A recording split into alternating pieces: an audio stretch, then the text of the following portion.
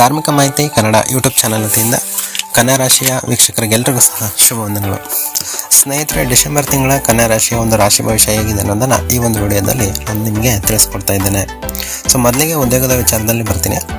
ಉದ್ಯೋಗದ ವಿಚಾರದಲ್ಲಿ ಕನ್ಯಾ ರಾಶಿಗೆ ಸ್ವಲ್ಪ ಅವರ ಬಾಸ್ ಕಡೆಯಿಂದ ಅಥವಾ ಅವ್ರ ಕೊಲಿ ಕಡೆಯಿಂದ ಇಲ್ಲ HR ಕಡೆಯಿಂದ ಇಲ್ಲ ಮ್ಯಾನೇಜರ್ ಕಡೆಯಿಂದ ಸ್ವಲ್ಪ ಪ್ರೆಷರ್ ಜಾಸ್ತಿ ಇರುತ್ತೆ ಅಂತಲೇ ಹೇಳ್ಬೋದು. ನಿಮಗೆ ಈ ಪ್ರೆಷರ್ ಯಾವ ಮಟ್ಟಕ್ಕೆ ಹೋಗುತ್ತೆ ಅಂತಂದರೆ, ನೀವು ಸಾಕಿ ಕೆಲಸನ ಬೇಡ, ಅದು ಬಿಟ್ಬಿಡೋಣ, ಬೇರೆ ಏನಾದರೂ ಕೆಲಸ ನೋಡ್ಕೊಳ್ಳೋಣ, ಈ ಕಂಪ್ನಿ ಬಿಟ್ಬಿಟ್ಟು ಬೇರೆ ಕಂಪ್ನಿ ಜಾಯ್ನ್ ಆಗೋಣ, ಅಥವಾ ಈಗಿರ್ತಕ್ಕಂಥ ಉದ್ಯೋಗ ಸ್ಥಳನ ಚೇಂಜ್ ಮಾಡಿ ನಾನು ಸ್ವಂತ ಏನಾದರೂ ಒಂದು ಮಾಡ್ಕೊಳ್ಳೋಣ, ಈ ಥರ ನಿಮ್ಮ ಮೈಂಡಲ್ಲಿ ಕೆಲವೊಂದು ಯೋಚನೆಗಳು ಓಡ್ತಾ ಇರುತ್ತೆ. ಸೊ ದಯವಿಟ್ಟು ಯಾರು ಆ ಥರ ನಿರ್ಧಾರನ ತೊಗೊಳಕ್ಕೆ ಹೋಗ್ಬೇಡಿ. ಯಾಕೆಂದರೆ ಕೆಟ್ಟ ದಿನಗಳು ಬರ್ತಾ ಇರ್ತವೆ, ಹೋಗ್ತಾ ಇರ್ತವೆ, ಒಳ್ಳೆ ದಿನಗಳನ್ನು ಬರುತ್ತೆ, ಹೋಗುತ್ತೆ. ಸೊ ಲೈಫಲ್ಲಿ ಯಾವುದು ಪರ್ಮನೆಂಟ್ ಇರೋದಿಲ್ಲ. ಸೊ ಎಲ್ಲದೂ ಕೂಡ ರೌಂಡ್ ಆಗ್ತಾನೆ ಇರುತ್ತೆ. ಒಳ್ಳೇದು ಬರ್ತಾ ಇರುತ್ತೆ, ಹೋಗ್ತಾ ಇರುತ್ತೆ, ಕೆಟ್ಟದ್ದು ಕೂಡ ಬರ್ತಾ ಇರುತ್ತೆ, ಹೋಗ್ತಾ ಇರುತ್ತೆ.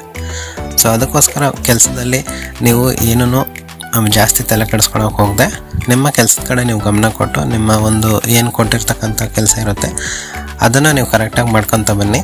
ಬರೋ ವರ್ಷ ಅಂದರೆ 2026ರಲ್ಲಿ ನಿಮಗೆ ತುಂಬ ಒಳ್ಳೆಯದಾಗುತ್ತೆ ಅಂತಲೇ ಹೇಳ್ತೀನಿ. ಸೊ ಈ ವರ್ಷ ಡಿಸೆಂಬರಲ್ಲಿ ನಿಮಗೆ ಈ ಕೆಲಸದಲ್ಲಿ ಎಷ್ಟೇ ಪ್ರೆಷರ್ ಇದ್ರೂ ಕೂಲಾಗಿ ಹ್ಯಾಂಡಲ್ ಮಾಡ್ಕೊಂಡು ನಿಮ್ಮ ಕೆಲಸ ಏನಿದೆ ಅದನ್ನು ಮಾಡ್ಕೊತ ಹೋದರೆ ನಿಮ್ಗೆ ಯಾವುದೇ ರೀತಿಯ ತೊಂದರೆಗಳು ಆಗೋಲ್ಲ. ಯಾರಿಗೂ ಉತ್ತರ ಕೊಡೋಕ್ಕೆ ಹೋಗಬೇಡಿ, ಏಕೆಂದರೆ ನಿಮಗೆ ಕೋಪ ಜಾಸ್ತಿ ಬರುತ್ತೆ. ಆ ಒಂದು ವರ್ಕ್ ಪ್ರೆಷರಲ್ಲಿ, ಕೆಲಸದ ಒತ್ತಡದಲ್ಲಿ ಕೋಪ ಜಾಸ್ತಿ ಇರೋದ್ರಿಂದ ನೀವು ವಾಗ್ವಾದ ಮಾಡ್ಕೊತ ಹೋದರೆ ಅತಿರೇಕಕ್ಕೆ ಹೋಗುತ್ತೆ. ನೀವು ಕೆಲಸ ಬಿಡೋಂಥ ಚಾನ್ಸಸ್ ನಿಮಗೆ ನೀವೇ ತಂದ್ಕೊತೀರ. ನಾವು ಹೇಳಿದ್ದೀವಿ ಅಂತೇಳಿ ಚೆಕ್ ಮಾಡೋಕ್ಕೋಸ್ಕರನೇ ಕೆಲಸ ಬಿಡೋಕ್ಕೆ ಹೋಗ್ಬೇಡಿ. ಕೆಲಸ ಬಿಟ್ಟು ನೀವು ಓನಾಗಿ ಏನೇ ಮಾಡಬೇಕು ಅಂದ್ರೂ ಈ ವರ್ಷ ನಿಮಗೆ ಅಷ್ಟೊಂದು ಸೂಕ್ತ ಅಲ್ಲ ಅಂತಲೇ ಹೇಳ್ತೀನಿ. ಬರೋ ವರ್ಷ ನಿಮಗೆ ಜನವರಿಯಿಂದ ನೀವೇನಾದರೂ ಪ್ರಯತ್ನ ಪಟ್ಟರೆ ಅದೆಲ್ಲದೂ ಕೂಡ ಒಳ್ಳೆಯದಾಗುತ್ತೆ. ಡಿಸೆಂಬರಲ್ಲಿ ಯಾವುದೇ ಕಾರಣಕ್ಕೂ ಕೆಲಸನ ಬಿಡೋಕ್ಕೆ ಹೋಗಬೇಡಿ.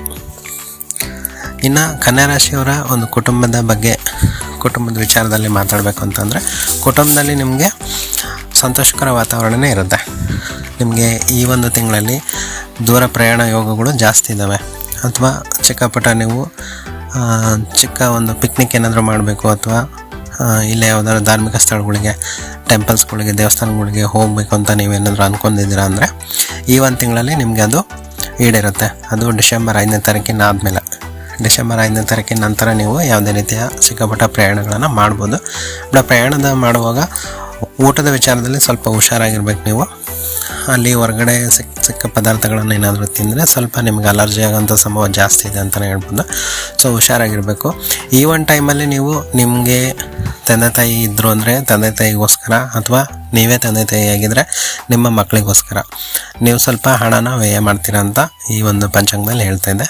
ಡಿಸೆಂಬರ್ ಮಂತಲ್ಲಿ ಮಕ್ಕಳಿಗೋಸ್ಕರ ಅಥವಾ ತಂದೆ ತಾಯಿಗಳಿಗೋಸ್ಕರ ಕನ್ಯಾ ರಾಶಿಯ ವ್ಯಕ್ತಿಗಳು ಹಣಕಾಸಿನ ವಿಚಾರದಲ್ಲಿ ಸ್ವಲ್ಪ ಖರ್ಚು ಜಾಸ್ತಿನೇ ಮಾಡ್ತಾರೆ ಅಂತಲೇ ಪಂಚಾಂಗದಲ್ಲಿ ಹೇಳ್ತಾ ಇದೆ. ಸೊ ಅದನ್ನು ನೀವು ಕಂಟ್ರೋಲ್ ಮಾಡ್ಕೋಬೇಕು. ಇವೆಲ್ಲ ನಾವು ನಿಮಗೆ ಮುನ್ಸೂಚನೆ ಕೊಡ್ತಾ ಇರೋದು. ಇದು ಟೆಸ್ಟ್ ಮಾಡೋಕ್ಕೋಸ್ಕರನೇ ನೀವೆಲ್ಲ ಜಾಸ್ತಿ ಖರ್ಚು ಮಾಡ್ಕೊಂಡು ಹೋಗಬೇಡಿ. ಖರ್ಚಾಗುತ್ತೆ ಅಂತ ನಾವು ಹೇಳ್ತಿದ್ವಿ, ಖರ್ಚು ನೀವು ಮಾಡ್ತೀರಾ, ಅದು 100% ನಿಜಾನೇ. ಇನ್ನು ಕುಟುಂಬದಲ್ಲಿ ಗಂಡ ಹೆಂಡತಿ ಜೊತೆ ಸಾಮರಸ್ಯ ಜೀವನ ಇರುತ್ತೆ. ಇನ್ನು ನೀವು ಅಕ್ಕ ತಂಗಿ, ಅಣ್ಣ ತಮ್ಮ, ಈ ಥರ ಸಹೋದರ ಸಂಬಂಧ ಯಾರಾದರೂ ಇದ್ದರೆ ಎಲ್ಲರ ಜೊತೆಗೂ ಕೂಡ ಚೆನ್ನಾಗಿರ್ತೀರ. ಸಣ್ಣ ಪುಟ್ಟ ಮನಸ್ತಾಪಗಳನ್ನು ಮಾಡ್ಕೊಳಕ್ಕೆ ಹೋಗಬೇಡಿ. ಅದು ಮಾಡಿಕೊಂಡ್ರೆ ಜಾಸ್ತಿ ಆಗೋಂಥ ಸಂಭವ ಇದೆ ಅಂತಲೇ ಹೇಳ್ಬೋದು.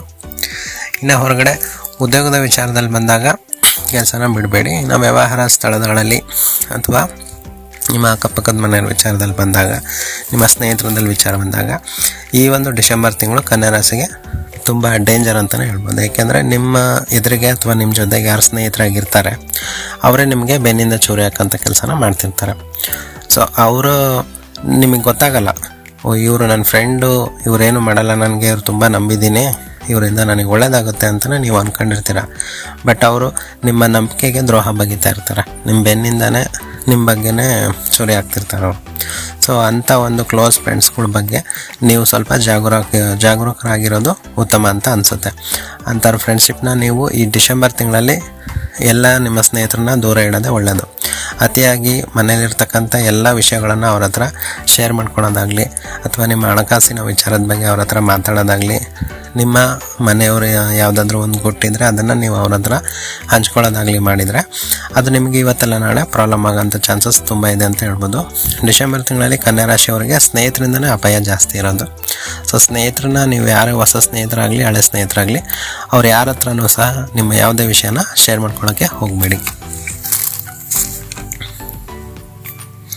ಇನ್ನು ಇವೆಲ್ಲ ಒಂದು ಕಷ್ಟಗಳಿಗೆ ಪರಿಹಾರ ಏನು ಪರಿಹಾರ ಮಾಡಿಕೊಂಡ್ರೆ ನಮಗೆ ಇದರಿಂದ ಪಾರಾಗ್ಬೋದು ಅಂತ ನಿಮ್ಗೇನಾದ್ರು ಅನಿಸಿದರೆ, ನೀವು ಇವಾಗ ಹೊರಗಡೆ ಪ್ರಯಾಣ ಮಾಡಬೇಕು ಅಂತ ಅಂದಾಗ ಶನಿದೇವರ ಒಂದು ದರ್ಶನ ಮಾಡೋದ್ರಿಂದ ಅಥವಾ ಶನಿದೇವರ ಮಂತ್ರಗಳನ್ನು ಪಠನೆ ಮಾಡೋದ್ರಿಂದ ನಿಮಗೆ ಕೆಲವೊಂದು ಅಡ್ಡಿ ಆತಂಕಗಳು ಏನಿರುತ್ತೆ ಅವೆಲ್ಲ ಪರಿಹಾರ ಆಗುತ್ತೆ ಅಂತಲೇ ಹೇಳ್ಬೋದು.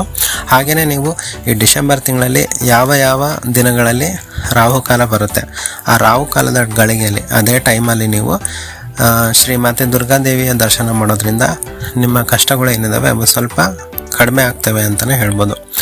ದುರ್ಗಾದೇವಿಯ ದರ್ಶನ ಮಾಡೋದ್ರಿಂದ ಆ ದೇವಸ್ಥಾನಕ್ಕೆ ಹೋಗಿ ಬರೋದ್ರಿಂದ ನಿಮಗೆ ಮುಂದೆ ಬರ್ತಕ್ಕಂಥ ತೊಂದರೆಗಳನ್ನು ಆ ಒಂದು ದೇವರು ಅವರ ಒಂದು ಶಕ್ತಿಯಿಂದ ಕಡಿಮೆ ಮಾಡೋಂಥ ಚಾನ್ಸಸ್ ಜಾಸ್ತಿ ಇದೆ ಅಂತಲೇ ಹೇಳ್ಬೋದು. ಸೊ ದುರ್ಗಾದೇವಿ ದರ್ಶನ ಮಾಡೋದನ್ನ ದಯವಿಟ್ಟು ಮರಿಬೇಡಿ.